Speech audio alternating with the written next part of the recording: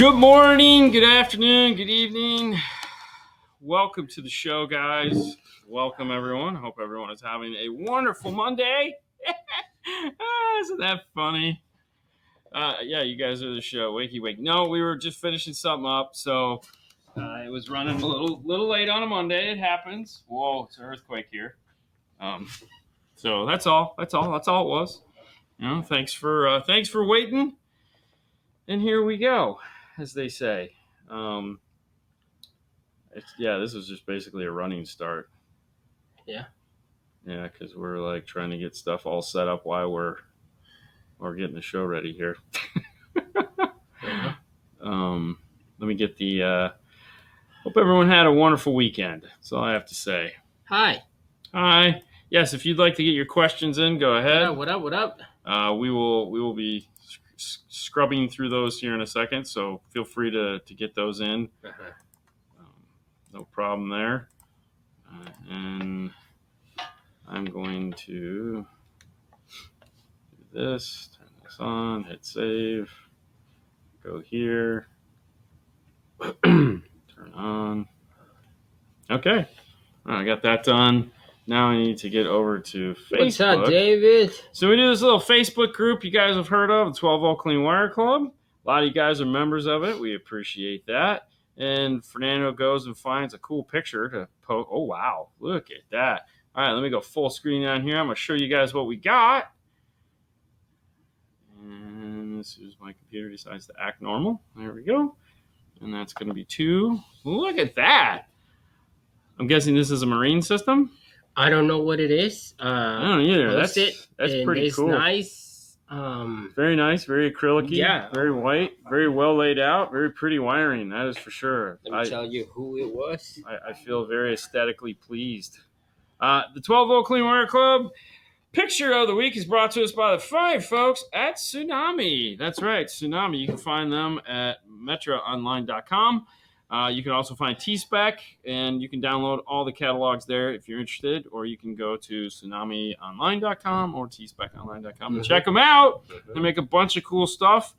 They also have another thing that we've never actually talked about. Maybe we should. It's called Install Bay. And Install Bay the catalog is fantastic because like you guys always ask like, hey, where do I find this? Or hey, like the little yellow butt connectors. Those are in the Install Bay catalog. And anyone can download it. And the cool thing is that like if you want those parts, you can walk into any Metro dealer and they can order you that stuff. Mm-hmm. So because it's all there in the catalog. So that makes it kind of fun for everyone. If that's what you're interested in. Or Cody? Cody. Oh, no, that might be Cody. Woo! First time made it here. Actually, watch live. If we got your name wrong, I apologize. But thank you for watching. We know Car Stereo. We don't know anything else. Right. Thanks for the awesome content. I just did a full system upgrade in my 2022 4Runner, and your install diary 4Runner video was a huge help. That is great, Jeff. Thank you so much. So I didn't pull your name up there. What up, man? Shout out to Paul. He's gone home already. Yeah, he doesn't stick around for this stuff. That is for sure. What else, Sergio? Let me do this. Do you have the box? I have the box. Yes. Is it open? Yes. Once you pull it out, and I will bring this up here. We've been promising this now for like 2 weeks, and we finally have it here for you guys to see. Let me make some room.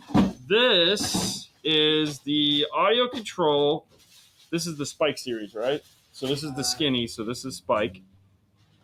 So we have the. No, this is the space. This is the space. Oh, my bad. Spike. Yes, this is the space.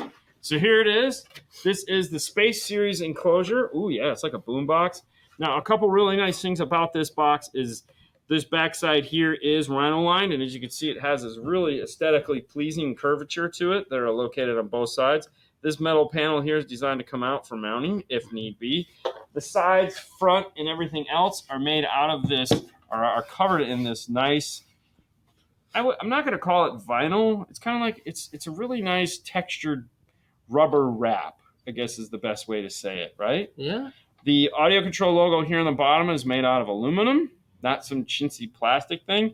It has a grill, which is really awesome. And then on the side, one of the cool things about it, it has a speaker cup as well as it comes with the connector here, which is the XC style connector. So if you would like to not have connectors, the pushy downy thing, you don't want that, then you can hardwire it in and make a really nice clean cable that you don't have to worry about it shorting out with. Sorry, didn't mean to crush your arm there. But this is it. This is your shallow driver. It has the contour on the front. So this would go behind the seat or. Did you mention that they are yeah. Now, for those of you that are like, oh man, they don't make a downfiring box. No, they don't. But technically, you could easily convert this over to a downfiring box. Yeah. Because it is rhino lined on the back and front. So you'd end up with a box that looks like this. You could just put some legs. Yep, put some legs on it and make a nice downfiring enclosure out of this. And I'm sure it would probably sound pretty nice. And I do like it when downfiring enclosures have the grills because things like to get in the way. But anyways, we finally have it. It's finally out. It's finally here. So those are some of the really nice things about this. When we get back, we'll pull out the bigger Spike series. Why? S's. You guys know this is going to screw me up every single time. We'll pull out the Spike series and show you what the bigger box looks like. This is available in an 8, 10, and 12, I believe. Yeah. I think so. But you know what? If you'd like to find out, real simple, head over to audiocontrol.com. Check them out. They're very reasonably priced as well as they're really nice. It's a very nice box. I like it. So thank you guys for waiting patiently. Set this over here for right now and on with the show. Hello from the Pacific Northwest. What's up, Justin? Okay. Yeah, Sylvia. Yes. Your candy man. Yes. Boom.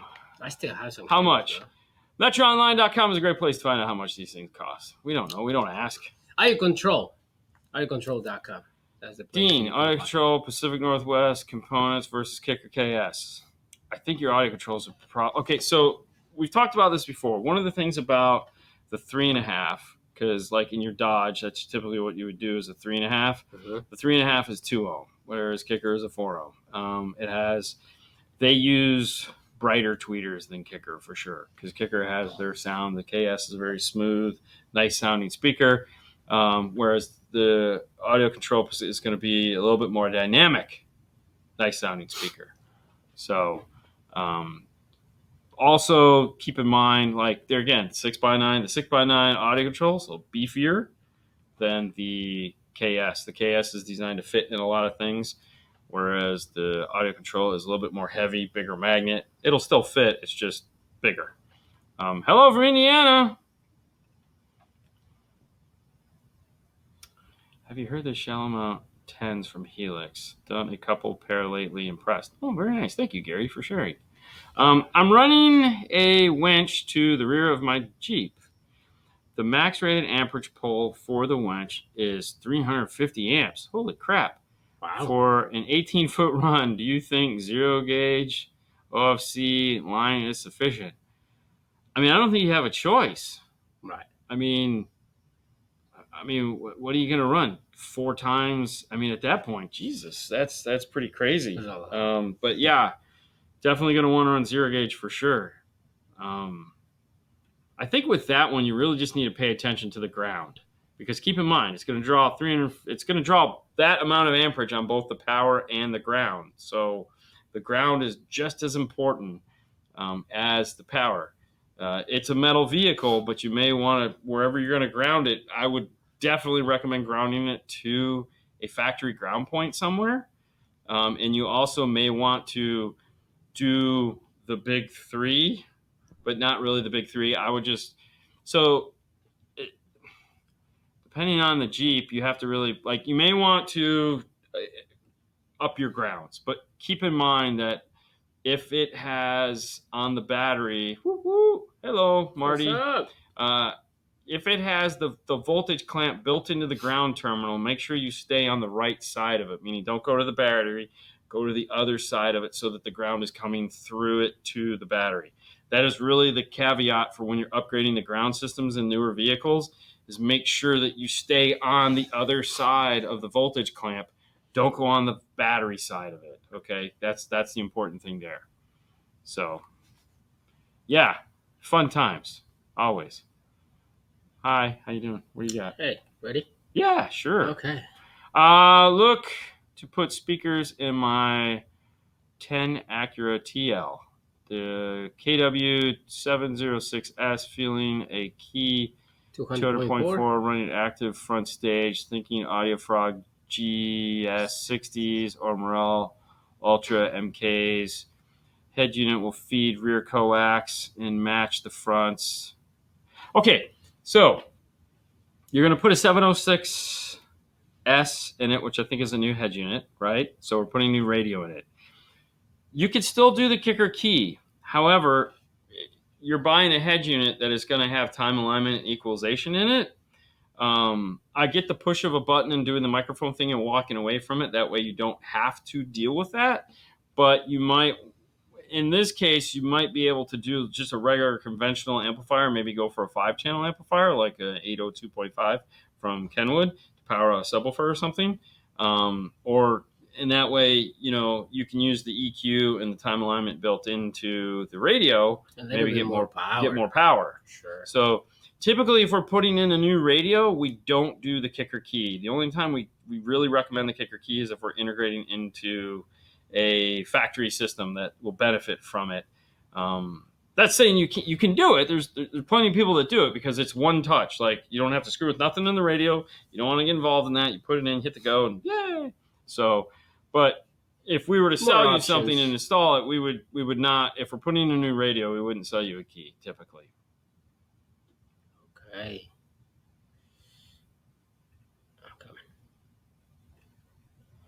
I'm gonna come back to you, Bobby. I'm gonna star that. Okay, for door 6.5-inch speakers with a $500 budget, with loud and deep bass, would you recommend Alpine, Kenwood, or Audio Control, or what would you recommend? Then your car is gonna have loud, deep bass. So, all right. First off, I'm taking Kenwood out of the equation because really nothing there. Nothing against Kenwood. They don't have anything at that price point that's compete on that level. Alpine has the R types, which have a decent loudness to them, which is kind of nice. The audio controls are there again, a fairly loud speaker, very, very. And then other brands, like if you look at like the Focal, this would be a Focal Access line. You could do those, and that will give you a metal tweeter. So, but like if you're looking at the audio controls, because I mean we do have a set right here. Yeah, but we're talking about mid bass, right? No, he's saying he's going to have deep bass, loud and deep bass. If you want deep bass to come from your mid range, I don't know. It ain't going to happen. That's what I'm saying. Okay, yeah, so nothing is going to give you that. For door 6.5 speakers with a $500 budget with loud and deep bass. Yeah, you're not going to get deep bass out of a small speaker. You're going to get one or the other. So hold on. I just need to see what this tweeter is. So it's a Silk Soft Dome. So this is like a Hertz. This is just loud and yummy. Mm-hmm. If you're trying to get the most mid bass out of a component set, the trade-off is going to be the tweeter. So like the Kenwood 7-inch set of speakers has, out of all of these, probably has the best mid bass because it's a 7-inch. It will fit in a 6.5. It comes with a spacer. However, the tweeter is going to be a little bit more tame than like, let's say, a Focal. But if mid bass is the key, then the 7-inch Kenwood is going to be your go-to for everything because there's has for the money you can't beat that mid bass. Front footwell sub is looking more and more appealing. You have Bobby's question. Yeah, let me go back to Bobby's here. Is there a huge difference? Oh, hang on.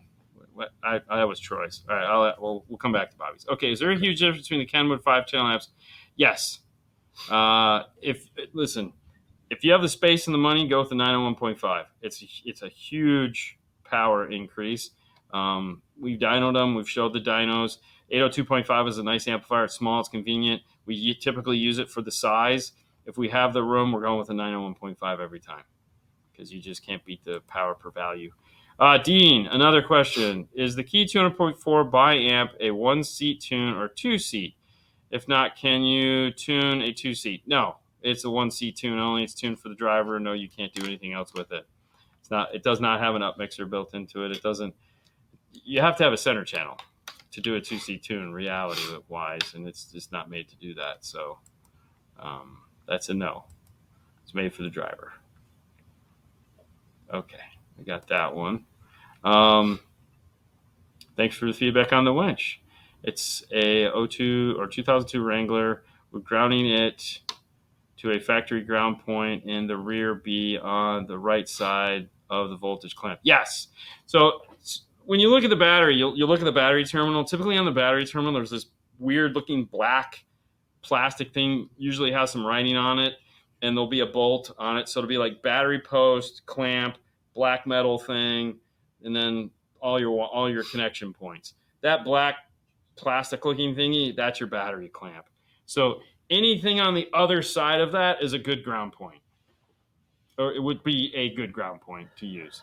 2017 Lexus IS 350 added a sub with an LC2i Pro. I get feedback when I turn the car off. What could be using the GTO on? Okay, so in this case, what you're getting is negative feedback. You're using the GTO and it's not working for you is what's happening. You actually need to find a remote for it. It happens every now and then in the Toyotas. It's a timing weird thing, and it's a perpetual thing. So once it starts to do it, it just keeps doing it. So the best bet would just be to go to the cigarette lighter or something like that. Is going to be an accessory in the Japanese cars typically, and you can run that into your LC2i Pro and then out of the LC2i Pro. So basically, all you need to do is run a wire into it because that has an in and an out. But that would be the fix. You could probably go to the fuse box and find something, but it would be way easier just to go to a cigarette lighter or power point. We call it a cigarette lighter because I'm old, but just like a power point adapter of some kind because they're going to shut off with the car. Hey, what's up, Elias? What up, man? What time is it? All right, we'll give it 3 more minutes. Next question. Hey, it's Big Jeff from Big Jeff Audio. What's up? Hey, Dean, does a high sensitivity rating automatically make for a good speaker for quality? No, definitely not. It does not. So one of the big questions, which I'm sure you've had people ask you this, and it's all over the internet, is one feature. One feature, does it make it? It's like, hey, does the amp dyno decide how good the amplifier is? Well, a lot of people say yes, because it's put out 1,500 watts. Now, it might be the dirtiest 1,500 watts on the planet. So any engineer will tell you that it's a combination of all the small things that add up to a great thing. So in this case, the sensitivity, no, because you could go out, you could buy, let's say, brand X tweeter that costs $19 that has 103 dBs of efficiency. Ooh, nice. Yeah. So you just breathe on the terminals and it's just like, ha! Okay.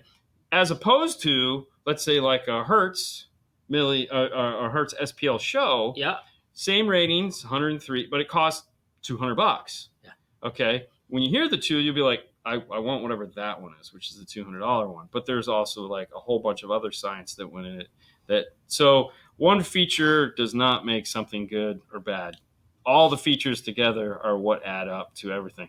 Hey, what's up, Christian? What's going on, man? Okay, so now I can make the change. We're going to go over to... I want to go to this one. I haven't popped this one up in a while. Hey! Speaking of quality, speaking of high-end, That's right, Moscone-America.com is the place you want to go. Check out the Pro Series line of amplifiers. Or if you're like, hey, that's cool, but I'm on more of a, macaroni and cheese, you can check out the One line. Okay. The One line comes in a variety of DSP and non-DSP amplifiers, so you can get into this. This is the Pro 610 or 608. It's got 6 channels of DSP and 4 channels of output, so it's a 10 or an 8. No, it's a 10. So this is the 6 to 10. They're making 8 to 10. They also make 1,000 watt. They make a bunch of 2 channels. It's really cool. They are AB class amplifiers, or you can get D class amplifiers. They have both. They've fun to choose from. But yes, it is also. And if you haven't checked out our video that we did with the sounds good stereo Honda Accord. Make sure you go check that out. It was a lot of fun.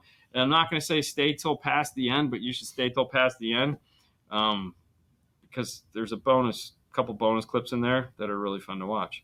I will need load resistors using an Audison 8.9 Prima and a 2000 Nissan 11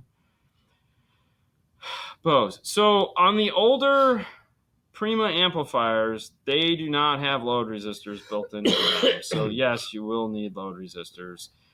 For that one, it's a 2011. The LGD Blues would be all you'd really need. You could go with the greens. It's not going to hurt it for sure. But so here's the thing though. If it's 2011, okay, so this is back to your car. So in general, yes, you'll need them because that amplifier doesn't have them. But that's a Nissan Armada with Bose. If it's a 2011, that one is preamp. So you could, on that one, you can actually come out of the factory radio into the factory amplifier as a preamp level signal. It's a variable voltage signal. That does not lead road resistors. Really? It's the output of the amplifier. Yeah, because that's the one that should be up behind the gas pedal, I think. I don't know. It all blurs together. No, I think that was a Titan. They're the same. The Titan and their monitors are the exact same thing. They have the exact same audio pack. But if you're going after the amplifier, yes. If you can go before the amplifier, which I believe you can in that particular vehicle, which you can test for, which I know we have videos on how to do, you wouldn't, because that's a low voltage output. That's not an amped output.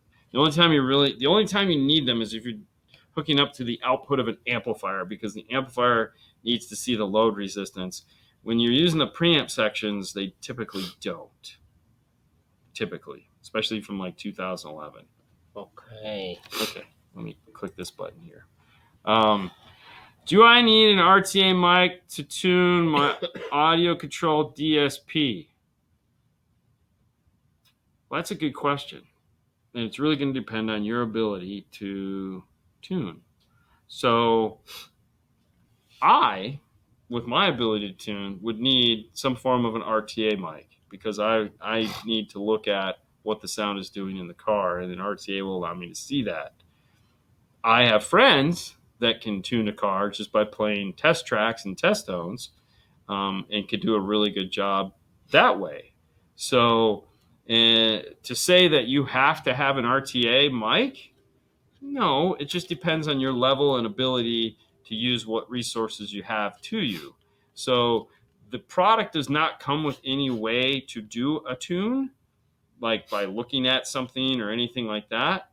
You can get like the UTES mic or the Dayton USB-C mic and run it into some form of a pad device, like an iPad, and that'll give you an affordable way to do an acoustical RTA, and that's what you would need. So, I think the Dayton is like, I don't know, $100, $110, and I think the UTES mic, if it's available, could be like $130.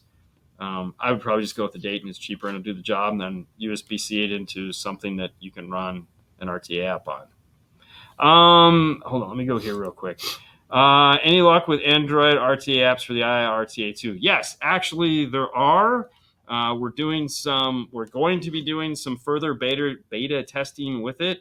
Our good friend up in Canada, Marty Adamscheck, is an Android guy, and he's done some legwork for us. The things we've run into is some of the apps that are available in Canada aren't available here. So between him and Christian, we're trying to figure out which ones are a go. Christian, I know, posted the other day, he had some luck with one of the apps running on his phone using the USB-C adapter. So yes, it's actually looking kind of promising for once. So my plan is to go and buy a Samsung tablet of some kind and do some further testing, and then once we have videos. So hopefully we'll have everything ironed out by July, which is the goal, because Christmas in July. So that's the plan. So right now, yeah, I'm going to say yes, there is some luck. We just don't know how much luck we have. We're hoping that we have a ton of luck, because I would love for this thing to go out to the Android guys and you guys be able to use it, because it's pretty awesome. Gracias, Danny. And you can buy Android tablets way cheaper than you can iPad tablets. Big Jeff says, "Hey D, there is so much talk online about half bridge and full bridge. What are your thoughts on amps that are half bridge and full bridge?" It's funny because we were just talking to Joe about this the other day when we were talking about the Warhorse, because that's like a thing. And the irony in all of it is, like, they've been like JL and Kicker and a lot of these guys have been full bridge forever and not even bothered to mention it. Like, it was just, hey, this is how we build an amplifier, and we're not going to talk about it. It isn't until now where it's like, you got to have something to sell your amplifier on, right? Hey, we're full bridge. Okay. Do I think it's? Do you think it matters? I think it's like asking me, what do you think is better, a single voice coil or a dual voice coil? I mean, I don't really think it matters. I think it's just become one of those things where it's like, digital. I mean, if the amplifier does what it does and it does it well, who cares? Right. I don't care. Yeah. I mean, I'm like, I don't give a shit. That's the easiest way to say it. I mean, but yes, I don't know if it's as big of a deal as everyone is trying to make it. And there again, I could be wrong. I'm not the end all be all on this one. I just know that I've never cared, and I've sold, like yourself, a ton of car audio, and as long as it sounds good and the customer's happy, I don't think they really care if it's full bridge or not. So, what's up, Mary Lou? How you doing? All right. Ooh, hold on. I'm gonna save this because it says, "What are your thoughts?" Who doesn't like my thoughts? Debating on a set of 2A components, unamped for a time being: Focal Auditor, Morel Maximal Ultra HEs, or the KFC 6902s. Thoughts about pairing with the Kicker Key down the road? Okay, so yes, go for it. Why not, right? There's always going to be volume limitations, and that's really what you're going to suffer from, a volume limitation. Meaning you're not going to be able to crank the radio up and not have them distort, because you can't do that now. So it's really not going to matter. Will it sound different than the factories? It might actually sound quieter than the factories, because now you're going something with a bigger motor structure. However, it might sound better. Now, like, if you do something like the Auditor on your on a factory amplifier style situation, by factory and one built into the radio, it's going to get excited really quick, because those don't need a lot of power to get up and dance. They work really well off of that small amount of power. However, it's going to be very bright and very switches might be what you're looking for. Whereas if you go over like the Maximal Ultra AEs or the 60 HEs or the 6902s, you're going to get a more subdued sound out of them, which will get louder once you add the amplifier. The HEs and the 602s, the HE is a silk soft dome, and the 602 is a middler. So if the goal is to have a really intense tweeter, the Auditor is going to win every time. The HEs will sound good and have a really nice presence to them, and they do get very loud, but you're not going to experience that until you add the amplifier. The 6902s, it is the best sounding 2-inch speaker that we've tested, and it sounds great, but it is not a tweeter. So take that for what it is. It might be needed. Out of these three, if I was going to do a Kicker Key, I would probably lean towards the Maximo Ultra HEs, just because I want the lower crossover point that I can get from the Morels to go up in the top of the dash. So, yeah. Anyways, moving on. What are your thoughts on nano amplifiers from Sound Digital? The small amplifiers? It just depends what you're trying to do with them. I feel like right now there's a lot of small amplifiers out there that you can go with. Like, I know we have up in the cabinet, I have the 800.4 and the 800.1, I think, that we did years ago in Fernando's car. It was kind of fun. They're cute. They're small. I like small amps. It's really what it is. Sound Digital has small amplifiers. Rockford has the PBR series amplifiers, which are about the same size if you want something like that. And then they also have the Power Ts. You have stuff like Cicada now that makes really small amplifiers that are for motorsports and bikes and stuff like that. Kenwood and JVC make their little small amplifiers that are waterproof. which are all 300 watts. So it's like a 300 by 4 or 300 by 1 Yeah. that are tiny little amplifiers you can duck in a bucket of water. So there's a lot of them now to choose from. But if you want something like small with a gazillion watts, Sound Digital pretty much owns that for sure. Okay. Yeah, you good? All right, I'm going to. I didn't move that into here. If you got, go ahead and read it. I'm trying. Yeah, you're taking too long, man. Uh, What is taking so long, Fernando? All right, hang on. Go ahead and read it if you can. Question. I have an Alpine ILX 507. Is there an easy way to adjust frequencies? What happened with the basic bass mids and treble? They still there. It's usually that. So on an Alpine, first off, on a 507, make sure it's up to date. I can't stress this enough. Go into the settings and make sure it says version 5 something in the software. If it does not say at least 5, it's not up to date. It doesn't matter what you do; it's never going to sound good. Get it up to date. You can go to their website, download their software. If it is on 5 and it does not say 6, pull it somewhere where you can get the Wi-Fi, log in, and update it to the 6.0. 5.0 can be done on USB thumb drives. 6.0 has to be done over the air. Now, I will tell you, if it's on like 2.0 or something like that, you have a totally different radio than the current 507, because the current 507 and 6.0 software is a totally different animal. Now, with that being said, typically on those radios, there's usually at the top of the page, you can swipe down and it'll pull up just basic bass and treble. That is also the subwoofer level control. So you toggle between subwoofer level and bass and treble if it's there. But that's really about it. Now they have a ton of other stuff, like you can go into the deeper EQ that has way too many things for if you're asking this question. And then you have presets where you can do preset stuff, which is, kind of fun, I guess, if you're into that kind of thing. But yeah, the most important thing for you to do on that is make sure it is up to date. Software update. 2018 Camry JBL. Can I upgrade the factory door speakers using the factory amp? Are they the same ohms? So the answer to the question that you're hoping for is no, you can't. It kind of sucks, right? So here's the deal. It's a 2 ohm speaker. Now, there are some manufacturers out there that make 2 ohm speakers that will work. Powerbase, I believe, is one of them that has a 2 ohm speaker, but they're really designed, like, they're going to sound a little better, but they're really designed if you have a blown speaker. So it's 2018. You may have a blown speaker, a speaker that's worn out just because, like, it's 2018. But otherwise, no. Most of the time when you upgrade into these, they sounds terrible. It really does, especially if you're trying to play that volume, like crank it. Oh, it's just a wreck.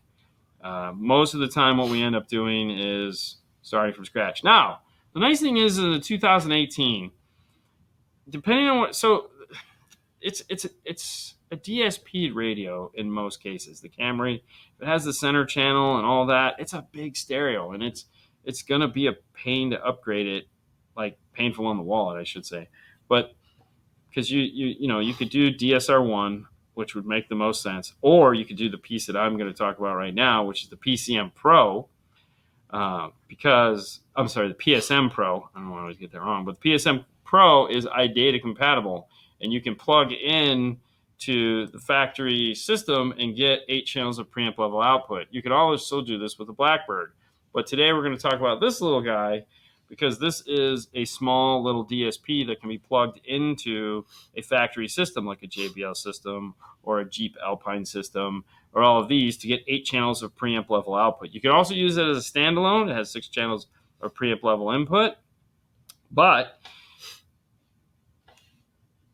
and it comes with the full, I don't know why I said but it comes with the full DNA software capable. So all the things we've been talking about over the last couple of weeks is available for you in this. So you can do all kinds of adjustment from very simple to very difficult.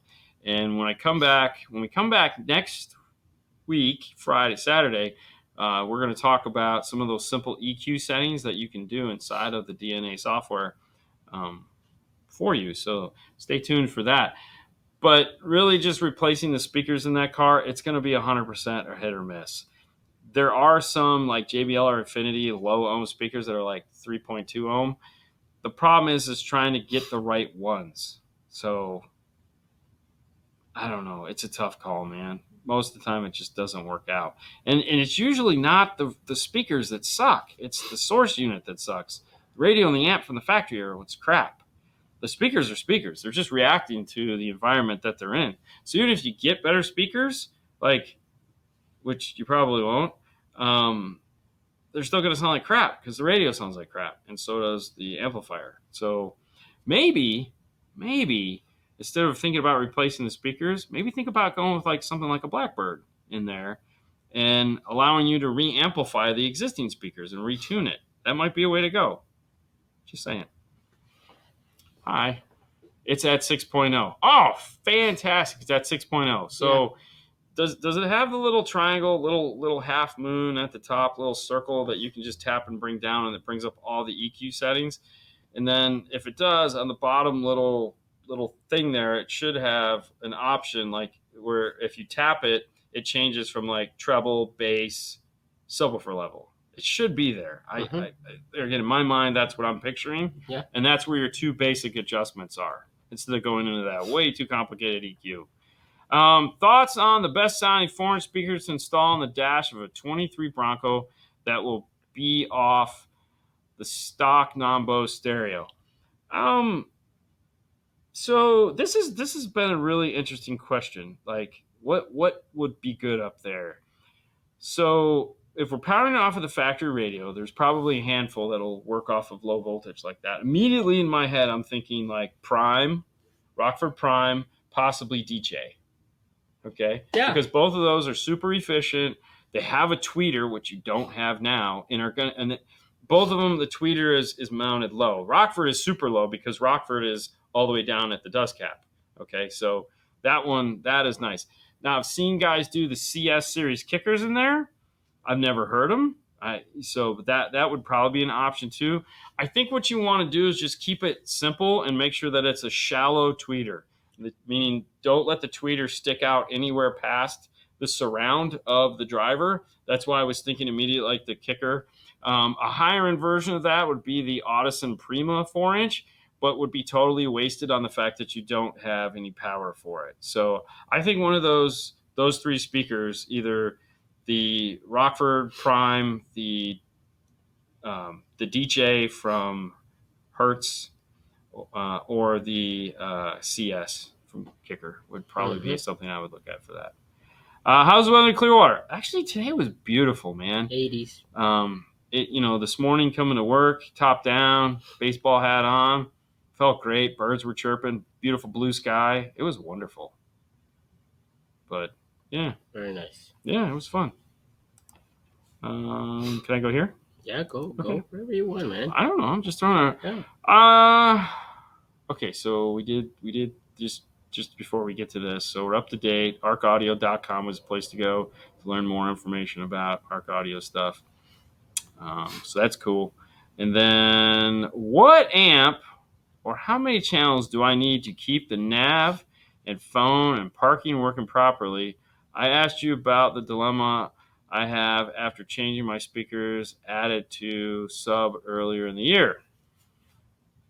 So really, okay. So I get the question. We're missing some information like what car and stuff like that, but that's okay because I think we can answer this safely without all of that.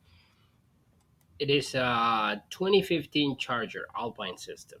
Okay, so thank you. That's important. So with that, we can integrate in first off. So we're not going to do a high level to low level. We're going to do some kind of integration into the car.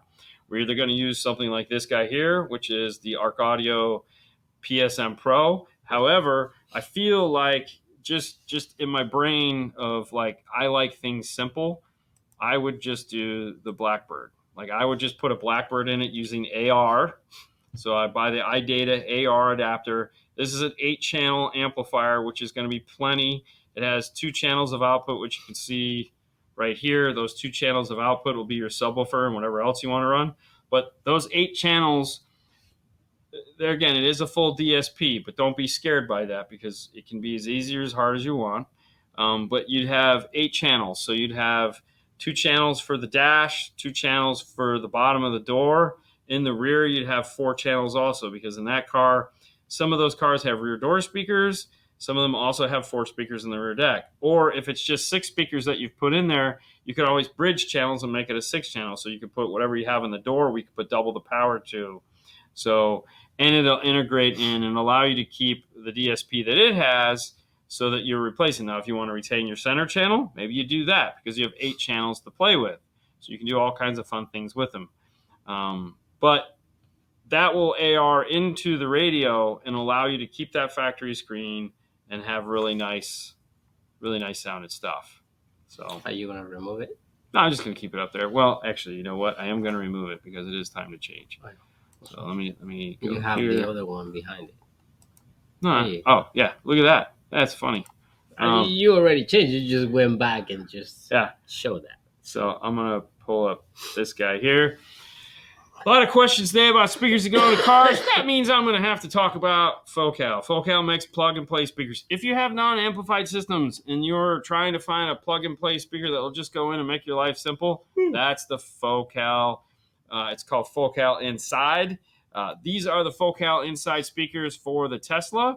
If you're thinking, hey, I have a Toyota, I have a Ford, I have a Volkswagen, I have a BMW. I have a Tesla, as well as some other vehicles, you can head over to focalinside.com and check them out, or just link to it through focal-america.com. You'll find all those simple plug-and-play needs. Yeah. So what I'm hoping, like they asked, what I'm hoping is to maybe buy a set of those 4 coaxials and use those in the dash of a Bronco. Okay. You know what I mean? Yeah. Because because they don't make a regular Focal Flax 4-inch, but if I could use that in the dash of a Bronco, that would be badass, right? Because that tweeter is sunk in. That would be cool. I think it'd be fun. Oh, hey. Thanks, guys, for the feedback. How difficult would it be to add the kicker key to a 2016 Toyota Tundra with the 9907 iData RR with Morels you suggested? Super simple. Actually, it would be super simple. All of that is cool. The kicker key, you would just put it in 2-channel mode. So it's just going to run just the front stage if you want it to. And since you have an aftermarket radio in there, you can cut the whites and the grays and take channels 3 and 4 and go off to that. Then you're going to run your own wires to the tweeters. Okay, so you're going to run wires up to those tweeters by themselves because channels 1 and 2 are going to power those. 3 and 4 are going to use the factory wiring, and then you're going to RCAs down to the 1 and 2 input on the key. There's a switch for that too. So yeah, it's a fairly straightforward install. In my head, I can tell you, and watch some of the videos on how to install kicker keys. It's basically the same as doing a front stage upgrade, but yes, you can do it. You can do it. I have total faith in your ability. Hey guys, I'm currently running Focal Flax 3-way powered by an LC 12600, and I'm looking to upgrade the 3-way duo. I'm thinking either Morel or Audio Frog. Any thoughts and would sound good with setup? Okay, so you're basically talking about flipping the way you listen to something, because the Morel and the Audio Frogs are very, very similar in characteristics. Okay, very smooth, very natural, very yummy. And the Focals are like, in your face, bitch, let's dance. Okay, so if that's the reason why you want to do it, then it makes total sense. Because keep in mind that tweeter that comes with that Flax it's hey baby, look at me. It needs the attention. Whereas the tweeters that, like, you're looking at Audio Frog, you're looking at Morel, it's more of a, hey, I'm here to play like music smoothly. So loudness, very, very similar, just different characteristics of how they achieve that. As far as if I was trying to choose between an Audio Frog and a Morel, I think the only way I could do this, because I'm a Morel fanboy, I would go with those. But I would still be like, those are two really amazing speakers. I don't know how I would pick. I really don't. It's because they're both amazing. So flip a coin.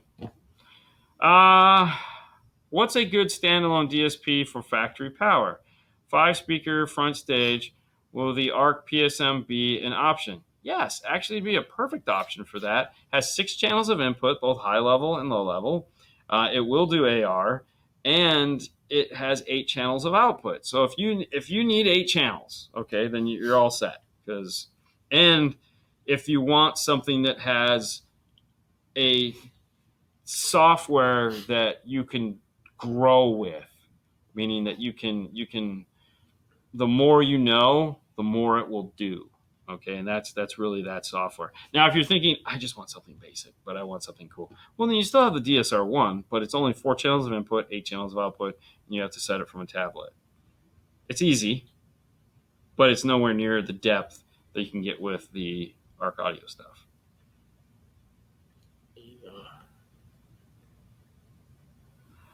I have a JL Audio 212 W7s. Wow. On one HD 1200.1. I'm thinking about buying one more HD 1200.1 or just buying the Rockford Fosgate 2500. Listen, one of my fanboy amplifiers that I think is like, I really want a set of the T 2500.1 and the 1000.4. I'm a total fanboy for both those amplifiers. So when you're asking me this, immediately in my head I'm going, oh, you're going to get 2500. Like, there's not even a question of it. That's the one you buy. However, 2500s are a little hard to come by. So, you may have to wait to get one. But I personally, since you're asking me, I would do the 2500.1 because that's a pretty badass amplifier.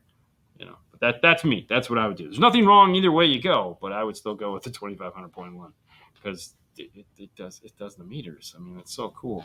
Debating a set of 2-way components unamped. We got this one right. Yeah? Yep, we got this one. Okay. Good call. All right, so now you got this one. Now we got this one. When doing just dropping speakers in a Honda with the ANC box, should we unplug it? Nah. The only time you ever have to worry about unplugging that is when you do a subwoofer. If you're not doing a sub, like an amp on a sub, just leave it alone. It's not going to hurt anything.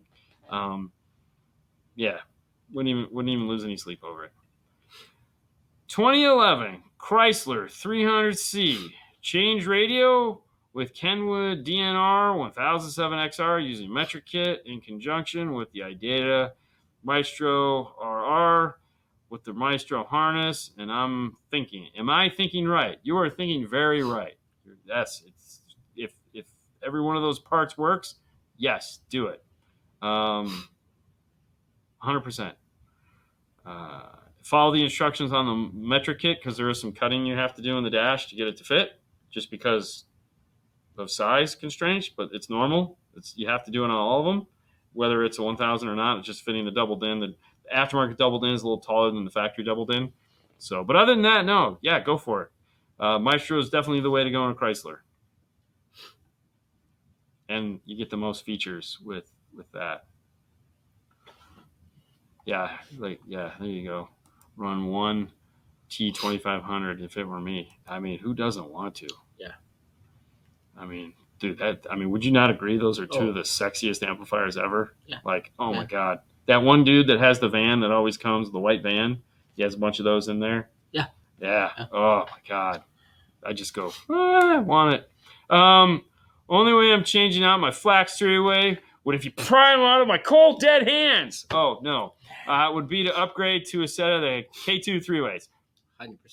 And there again, I get it. I don't think I would ever do that because the flax sound really nice.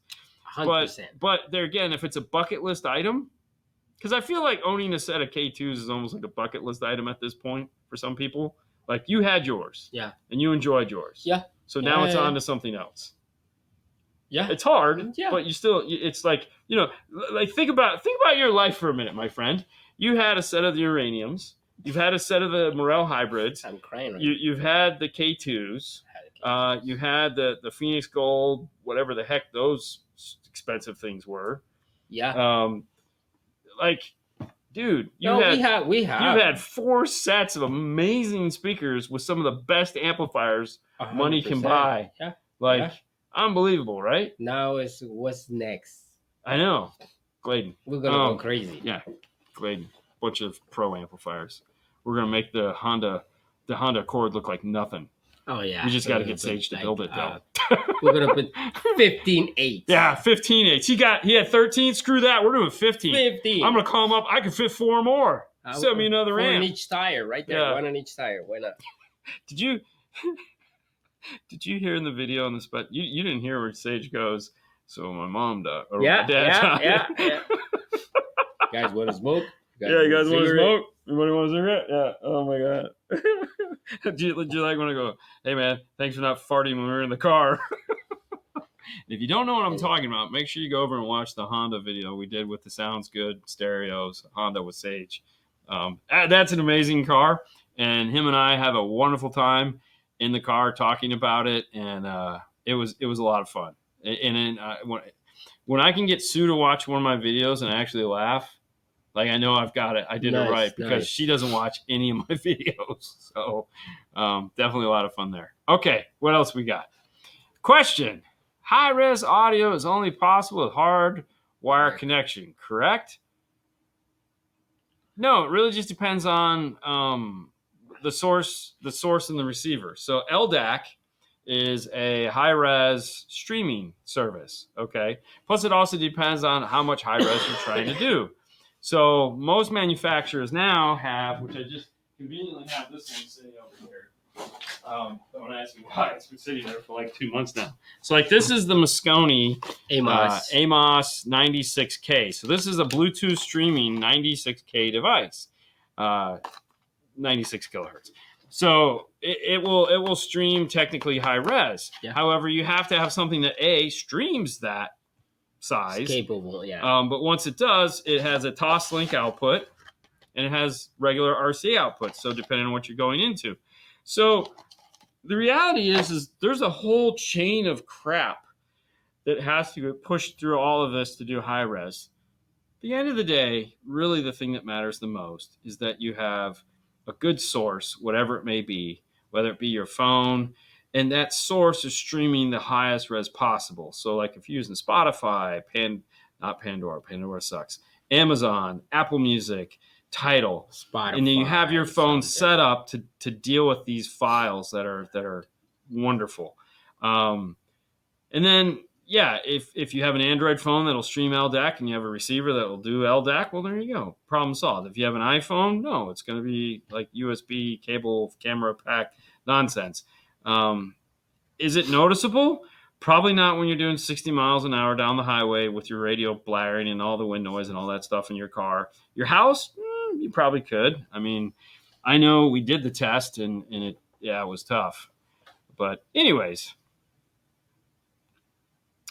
I got the Alpine 507. Wired. I have a 2016 Chevy Corvette. Hey, do you have a pair of Adidas? Wow. No, New Balance. It's New Balance. Gotta have New Balance. Hey, Ada's the New Balance crew, bro. It is? Oh, yeah, he loves his New Balance, man. I installed a system in it. Now my amplifier that's running everything takes out all my channels of my radio. What can I do to fix it? I mean, that's kind of like an open-ended question. I don't know. What caused the problem? So a lot of the times in the Corvettes, the reason why something like that would happen is that the amplifier is improperly grounded and it's pulling ground through the RCAs. A Corvette is a very difficult car to find a really good grounded. And a 2016 Corvette, we would either run the ground all the way up to the battery or drill a hole through the little cubby and go down to the frame. Sometimes it's easier just to run the ground wire up to the top. There's very little ground points in the back of the car that are useful to handle something like that amplifier. Class D amp. Class D amp with no filtering. Either way, it could be, but the one thing to keep in mind is that a lot of the times you run into those problems with that car improperly grounding and pulling a ground through the RCA back into the radio and screwing up the radio or something like that. That's really the only thing we've seen on that. And we take precautions to avoid that. But otherwise, get the equipment fixed and have the install checked for sure. And it's Mr. New Balance himself. Look at that. He popped right in. Like you said, New Balance, and he popped right in. It's I'm building an oven. Oh, Jesus, 2 Pro. Yeah, that is an oven. 2 Pro 30s. 2 430s? Yeah, what did I say? I have no idea. It strikes me that Bluetooth won't sound good. Bluetooth won't sound good for a while. I guess at least CarPlay used Wi-Fi helps with the bandwidth. Yeah, yeah. Better chips. Really what it comes down to is just better chips. Better chips, bigger pipeline. Because remember, Bluetooth is not all the same. It is a whole bunch of stuff that gets put under something that says Bluetooth. Okay? So there's a whole bunch of stuff that is just here that is all different. So, like that's why, like, if you got like a 2015, 16 and you're trying to use Bluetooth in that thing, oh my God, it's got to sound horrible. And you plug it in and it sounds better. Right? So, yeah, things are better. Running the ground directly to the battery. Perfect. So, at that point, maybe you just had an amplifier that did the dirty.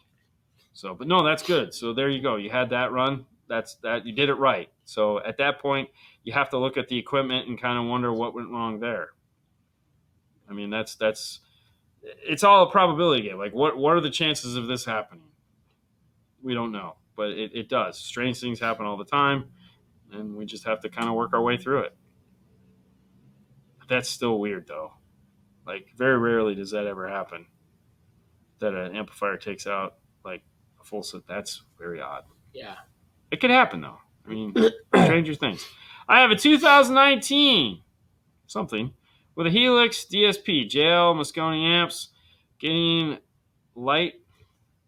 little of white noise and speaker pop when I turn off the car. How can I fix this? So a little bit of so there again, don't know what the source unit is. Usually white noise could be one of two things: gains up too high, and or signal coming in is high level. High level. Almost every time you do a high level system, you're going to get some kind of noise. Maybe try changing it to an external, like a phone or something like that, using the other inputs on it, see if it goes away. That'll tell you right away if it is the input signal from an input. Now, if you're using a radio coming into it, now you need to check your levels, make sure that your input signal isn't too hot compared to your output signal and whatnot. As far as pop goes, the DSP does have turn on and off delay, so that you can avoid things turning on too fast. So in the Helix software, it does give you the ability to go in and add a turn off delay, so that it'll give time for things to shut off in a sequencing order so that you can avoid the pop. Usually that will fix the problem. The other thing too is it depends if one of the amplifiers feeding back into the other one. So there's turn off pop is welcome to the fun. All right, hold on. I'm gonna just go here, and I think that's it because we're hitting the end of the wall. Thank you for my question. I have the 2060 Corvette. I'm running the big cables directly to the battery. When I disconnect the amplifier, all my channels come back when I'm running it through the factory Bose and all the door speakers. But as soon as I hook the power wire back up, I lose all my radio AM/FM stations. That's a better way to write this question. That goes back to what Ada was saying. Ada was right. You have a bad Class D amplifier, my friend. Class D amplifiers, if not properly shielded, will destroy FM AM stations. If you want to see what I'm talking about, if we did a video where we went on tour at Rockford Fosgate, and they had this weird looking almost Faraday cage, and what that is for is to test their amplifiers for this. Most manufacturers don't do this. They don't test their amplifiers to see how they're going to affect FM, but you have an unfiltered Class D amplifier that is destroying your AM/FM. You need a better amplifier. Not saying that the amplifier you have is but it But was doing for your system. that is the yeah. problem, is that they didn't filter the amplifier properly. Now, depending on who the amplifier is, you may be able to call, or how old the amplifier is. I know there was some stuff with like JBL and TPS sensors, but they fixed the issue. Um, I'm saying it's from Ada's perspective, he says, I'm saying it's junk. I don't know. There again, we don't know what brand it is, but that is the problem. 100% that is the problem. Class D amplifiers, if not properly filtered, will destroy FM. Okay, very cool. Thank you for clearing that one up for us, because, hey, I misread the question. What are the odds? That happens. Hey, guys, it is Monday. We made it through. Yeah. So that is pretty spectacular. This is going to be the last show scheduled for the week. We are leaving here Thursday to head out to the desert. We're going to go play in the sand with the guys from Focal, Moscone, Gladen. We're going to have a lot of fun out there at Mobile Solutions, doing some fun stuff with Brian and the boys. Sage is going to be there. Herman is going to be there. Haley is coming with us to do the class project. So she's pretty excited. She gets to build something cool. I haven't even done that yet. She's going to do it. What the hell, man? So it ought to be a lot of fun. There again, Fernando tells me I can't say we're going to go live at any point and do anything like that, because then when we don't, we feel bad. So we're going to try for sure. Make sure to follow us on YouTube and Instagram. Yeah. See, and if we're going to go live, that will be where we're going to go live from. I can almost guarantee I want to, just because Haley's going to be there. Yeah. I want to see how she's doing and see what's going on. But yeah, that's what we got. That's what's happening. We'll be back here next week sometime. And so we'll definitely be doing the Friday morning news and the Saturday show. This is a Monday show. We'll be doing the Saturday show. I don't know why for a second I thought this was Saturday. I got excited. Not yet, man. I know. So we'll definitely be doing those shows next week. So follow us there. As far as if we'll have content up for you guys to see, I don't know yet, because I'll just have to see how much editing I can get done over the next couple days. You guys have a great rest of your day, and we will see you next time. Bye. Bye.